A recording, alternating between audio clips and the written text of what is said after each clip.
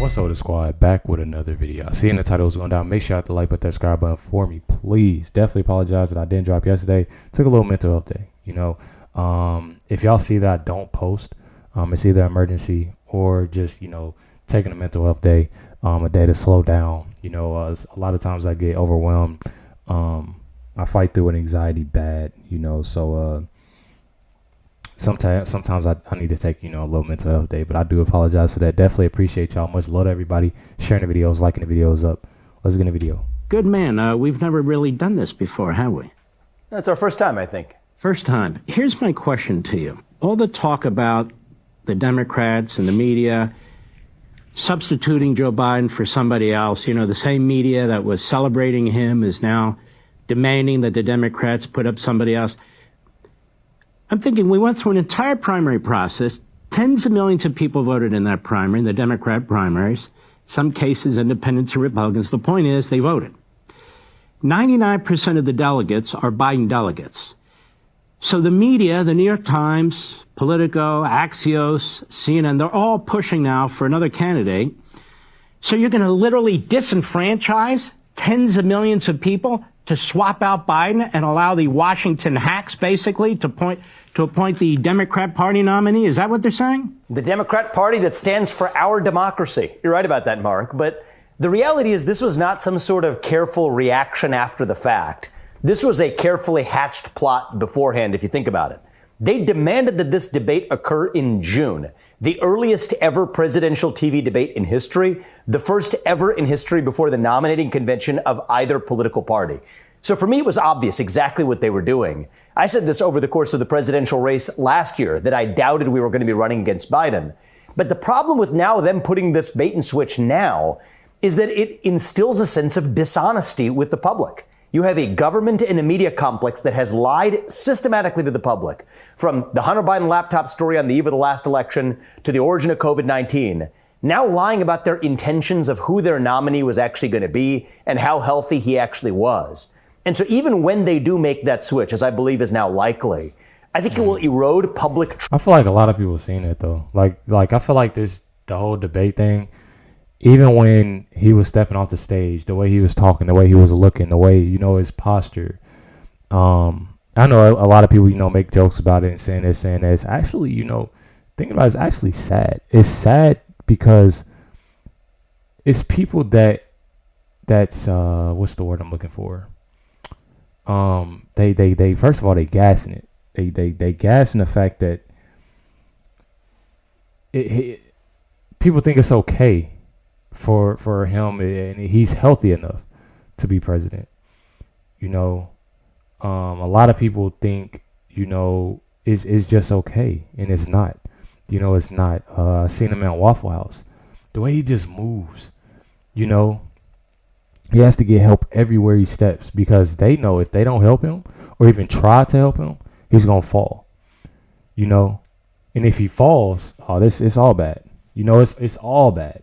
And so even when they do make that switch, as I believe is now likely, I think it will erode public trust even worse than it already has been, which, not just speaking as a Republican, but speaking as an American, is actually dangerous for this country, and shame on them for doing it. But that's exactly what's coming. Let's play this out a little bit. So let's say they do this. Biden announces that he's not going to run. The delegates are free to choose whomever they wish. But the party doesn't want Kamala Harris because her numbers are in the tank and she's an awful candidate. She speaks worse than Biden does on a good day.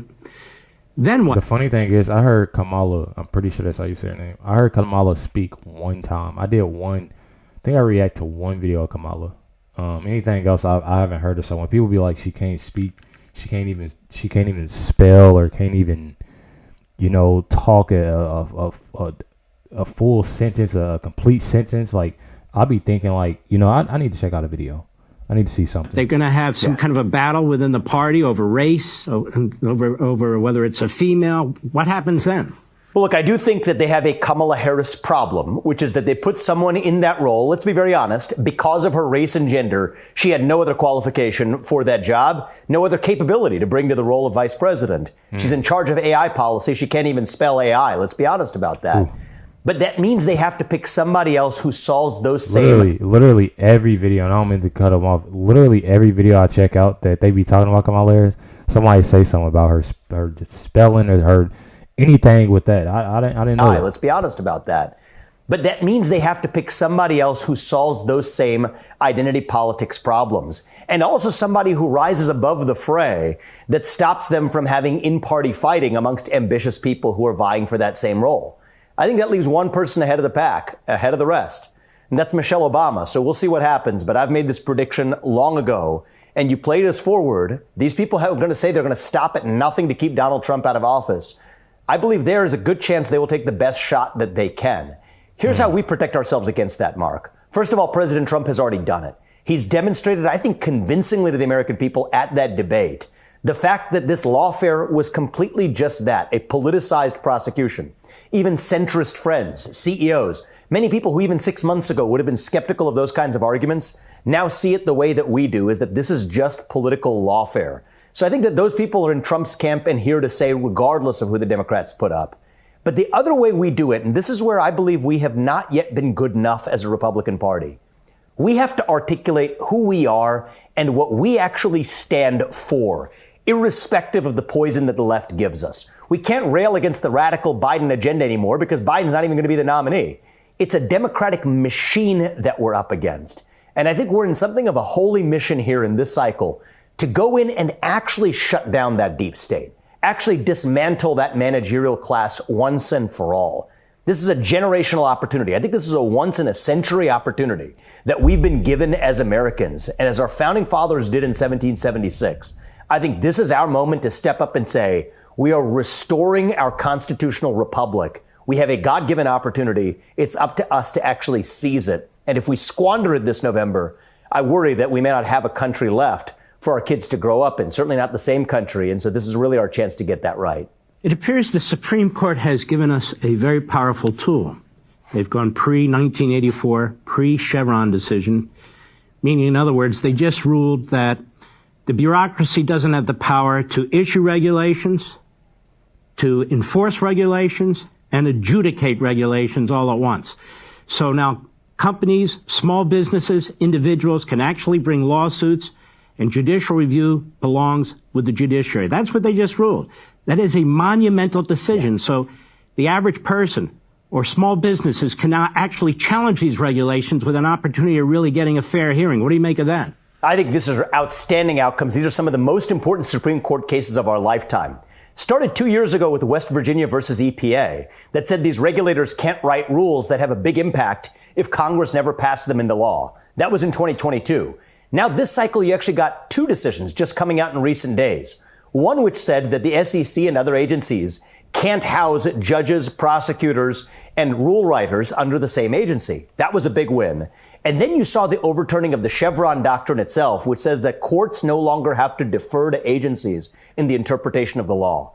Together, these are the most monumental pro-constitutional decisions we have seen. And so for the next president who wants to go in there and actually dismantle that regulatory state, we now have the legal toolkit to do it. And I believe that man is going to be Donald Trump if we succeed this November. When we come back, my question to you is this. What do we do about the media?